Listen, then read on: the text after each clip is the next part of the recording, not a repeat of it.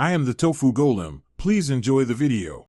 You start by confirming your Samsung S25 is updated. This avoids compatibility issues.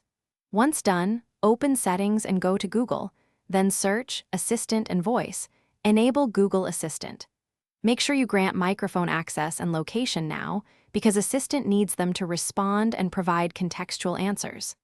Next, set voice match so the phone recognizes you, and choose Google Assistant as the default assistant app. These steps unlock voice control immediately and prevent permission prompts during use. Now personalize how Assistant behaves on your S25 so it feels natural.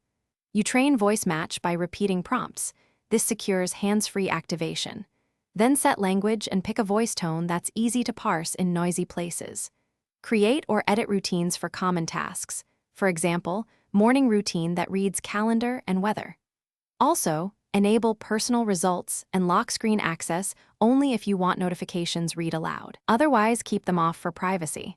These choices shape usefulness and safety.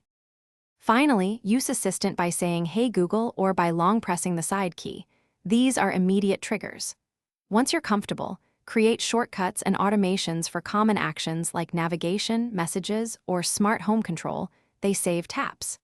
If Assistant stops responding, check the microphone and permissions, confirm Google Assistant is the default assistant app, and disable aggressive battery optimization for Google services. If needed, reboot the phone and retrain voice match. That usually resolves recognition and permission hiccups. Thanks for watching. Consider subscribing if we helped you today.